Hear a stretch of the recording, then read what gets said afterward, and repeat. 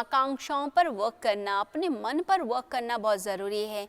ये मन आपसे और की मांग करता रहेगा, और जब आप इसकी मांग पूरी नहीं कर पाएंगे, ये संसार मांग पूरी नहीं कर पाएगा, परमात्मा से वो इच्छाएं पूरी नहीं होंगी, फिर आपको डिप्रेशन होगा।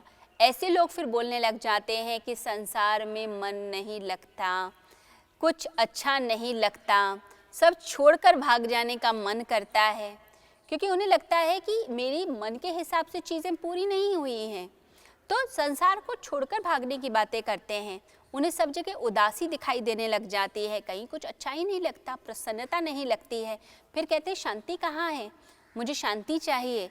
फिर शांति की रेस में भागते हैं, फिर शांति को भी इच्छा बना लेते हैं कि शांति अब मेरी इच्छा है, इस इच्छा को पूरी किया जाए। उससे पहले धन की इच्छा थी, पद की इच्छा थी, प्रेम की आकांक्षा थी, अब शांति की आकांक्षा आ गई है।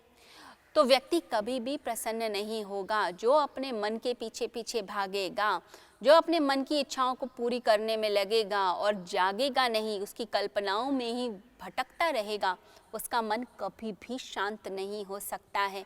इसलिए आज इस संसार में बहुत अशांति है, बहुत दुख है, क्योंकि आप अपनी इच्छाएं पूरी करना चाहते हैं, और जो व्यक्ति इसमें व्यवधान कर दे, इस संसार में वो पूरी ना हो, तो फिर आपके अंदर गहन दुख, डिप्रेशन, निराशा आने लगती है। आजकल का जो युवा है उसे पता ही नहीं है कि कैसे निराशा से उबरा जाए। बहुत सारी इच्छाएं लेकर हम बैठे हुए हैं, बहुत सारी मनोकामनाएं लेकर बैठे हुए हैं। छोटी सी बात होती है, इतना दुख हो जाता है, इतना डिप्रेशन हो जाता है, ऐसा लगता है कि सारे ब्रह्मांड में हम ही अकेले हैं, हम अकेले छूट गए, हमारे लिए तो कोई कुछ करता ही नहीं है, हमारे घर के लोग हमें प्यार नहीं करते हैं, हमारे बाहर जो है संसार के लोग मेरी वैल्यू नहीं करते हैं, मैं तो अकेला हूँ। तो निराशा आने लगती है, अंदर का साहस जो है वो छूटने लगता है, जो धैर्य है उस व्यक्ति के अंदर रहता नहीं है, उतावलापन आएगा, एंग्जाइटी आएगी। इतने बड़े बड़े जो लोग हैं, इतने जिनके बड़े बड़े महल हैं, उन लोगों के घर में भी शांति नहीं है। अगर हम सोचें कि महलों में शांति मिल जाएगी, धन में शांति मिल जाएगी, उनके बच्चे एंग्जाइटी के पेशेंट्स हो रहे हैं, इतने बेचैन, इतने दुखी, इतने उतावले कि अपने ऊपर संयम ही नहीं है, इमोशंस पे कंट्रोल नहीं है, आत्म संयम नहीं है। तो अपने ऊपर आत्म संयम की जो कला है वो हमारे ऋषि मुनियों ने दी है, हमारी गीता ने दी है, हमारे भगवान श्री कृष्ण ने दी है, हमारे भगवान श्री राम ने दी है। वो जो कला है उसे सीखने की इस समय ज़रूरत है। अपने आप को जगाने की ज़रूरत है कि हम जागें, अपने आप को जगाएं, अपनी आत्मा को जगाएं। क्यों हम सो रहे हैं बेहोशी में, क्यों हम एक नशे में पड़े हुए हैं? और फिर होता क्या है, लोग हमें बहकाने लग जाते हैं, कहते हैं शांति तुम्हें यहाँ मिलेगी, ले जाएंगे, बहकाएंगे आपको, किसी क्लब में लेकर चले जाएंगे, किसी डिस्को में ले जाएंगे कि शायद वहाँ मज़ा मिलेगा, वहाँ शांति मिलेगी, वहाँ आनंद मिलेगा।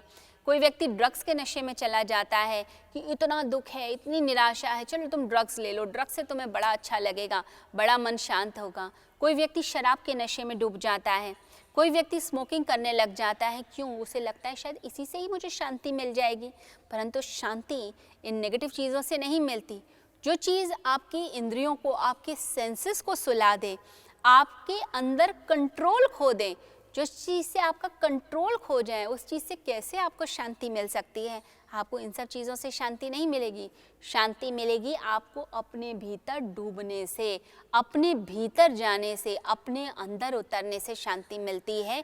जब हम अपने आप को जगाते हैं, अपने अंदर वो जागरण की बेला लेकर आते हैं, अपने अंदर के सूर्य का उदय कर पाते हैं। जब ये होश आएगा तब आपकी ज़िंदगी में शांति आएगी, नहीं तो शांति नहीं आने वाली है।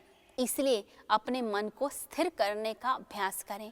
रोज़ रोज़ हर व्यक्ति को ध्यान अवश्य करना चाहिए, अपने मन को ज़रूर समझाना चाहिए, उसे ट्रैक पे लेके आना चाहिए कि हमारा मन कहीं भटक तो नहीं रहा है, हम अपने लक्ष्य से कहीं अलग तो नहीं जा रहे, हम अपने वैल्यू सिस्टम से, हम अपनी संस्कृति से, अपनी सभ्यता से, अपने धर्म से अलग तो नहीं जा रहे।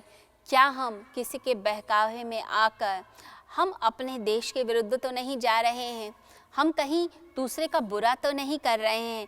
तो अपने मन को बार बार साधिए। ये मन अगर आपका सध गया ना, तो आपकी जीत पूरी तरह से निश्चित है और अगर मन नहीं सदा तो आप ज़रूर हार जाएंगे।